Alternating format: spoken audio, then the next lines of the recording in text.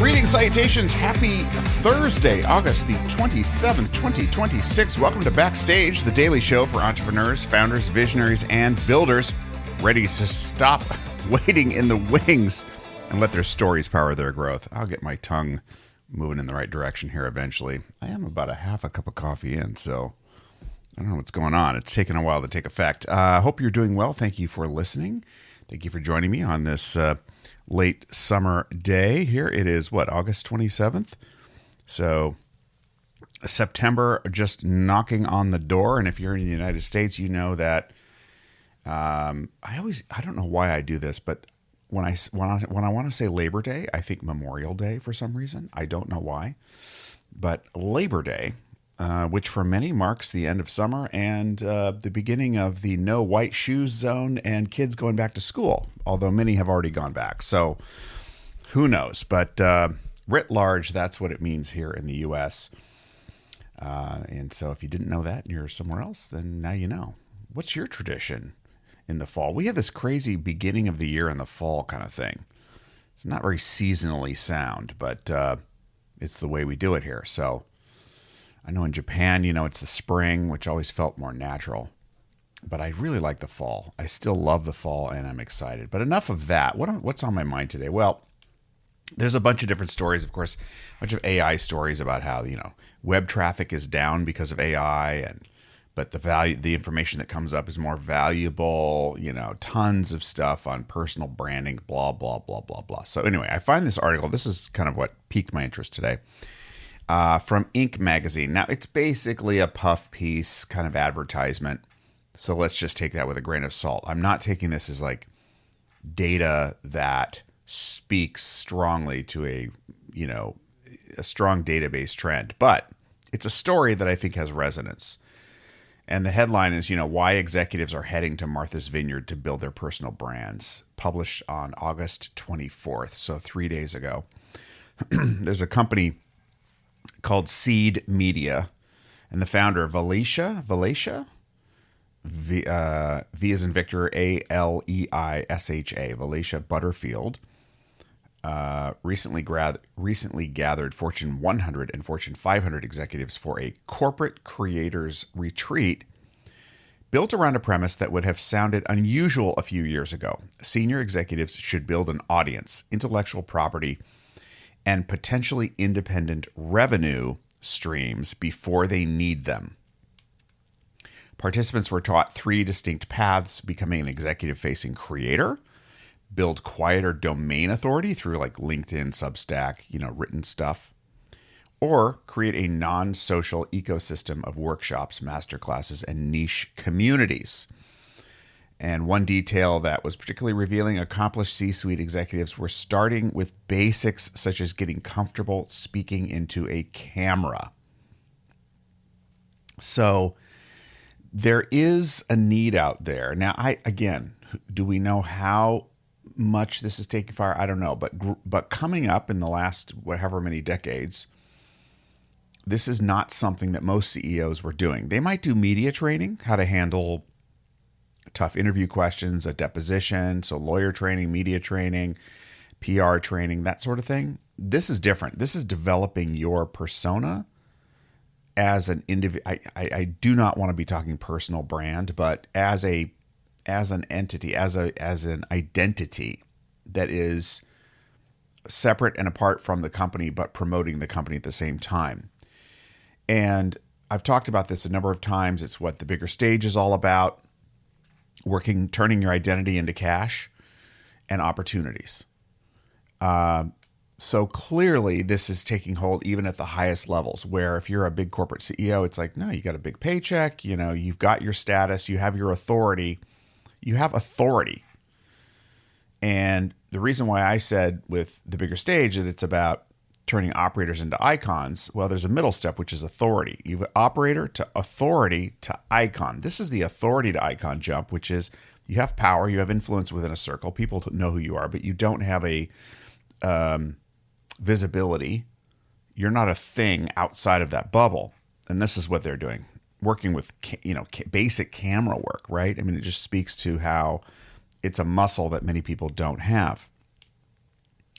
But I think it's another signal that really having a point of view, having something to say, and finding your lane. And what resonates with me, and this is what I'm finding with clients, whether they're corporate refugees or whether they were in corporate and they chose to leave. They don't identify as a refugee, but they've moved on and they want to have their own thing. Maybe they're partially retired. Maybe they're talking to one person right now. He's almost finished with his book, and he's moving on from a long, very successful corporate career, and now he wants to be on stages and have a book and be on boards and do all of that. So that's a different muscle altogether. And for those that really want to have that, they need to work on it. So, I'm looking at this, and then I'm looking at a story about Puck, which is a news media publication that covers entertainment, finance, a bunch of different niches. It has reporters, and they are incentivized individually to build their own awareness, their own, dare I say, brand. As part of the Puck platform, it's now being valuated at $250 million. If you're not sure what I'm talking about, just go look up Puck and you'll see they have kind of big personality reporters who have very much an individual presence, but collectively form Puck. And, that really is an example, again, of this sort of individualization, even at the corporate level. We're seeing this in PR RFPs where they're asking for, personal branding for the executives, but what they really mean isn't necessarily personal branding as much as personal identity development.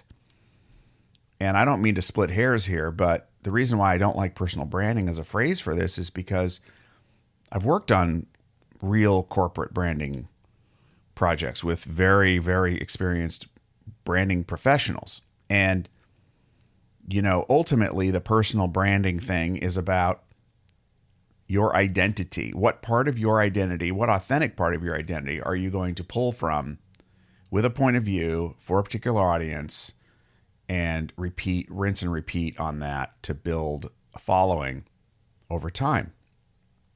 And that's very tricky in a company because the company's position, the company as a whole, traditionally has outweighed any individual. With a few exceptions. There's some icons, right? Even Apple. I mean, Steve Jobs. Like who was more iconic, Apple or Steve Jobs himself? Probably Steve Jobs in that case. Most of the time, it is not the case. So even a company like Nike, for example, an iconic brand. Nike is actually more iconic than its founder, even though its founder is famous, Phil Knight. But Nike, sort of the brand Nike, has transcended that. Apple, I would argue, competes with Steve Jobs. The iconic nature of the name Steve Jobs or Apple. I don't know. I'm not sure which one is more recognizable in that sense. But anyway, my point is that for anybody building something now or wanting to transition to the next level, I think you have to pay attention to, do I have a following? Do I have an audience? Do I have a point of view? Do I have something to say? Because knowledge is cheap. So point of view and personality combined. I can deliver a point of view that's based on some legitimate thought and my experience, and it's valuable to people, and I'm not so annoying that they want to turn off the sound.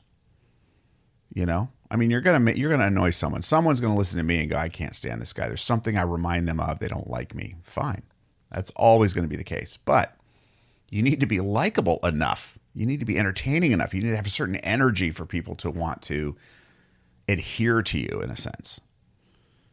So it's not always easy to find that out, and I do like the approach of, is writing my thing, right? Is putting out written material my thing? Actually, writing should be for everybody, but as my product is writing it, is it quieter? Is it louder? What's the platform? You have different options and you don't have to go with all of them. So finding that lane, that medium that's right for you, I think is also really, really important. But you have to have a point of view. You have to have a point of view. If you don't have a point of view, then as my podcast guest, Jeremy Sirota, said, if you don't have a point of view, I can't help you. I always thought that was spot on. So, where are you at on that scale? Are you an operator? Are you an authority? Or are you moving into iconic status? That's the question. Thank you as always for listening. Please invite a friend to join us on this journey and help you build whatever you're building with a little daily inspiration. Most of all, just be good to yourself and others, and we will check back again with you tomorrow. Bye-bye for now.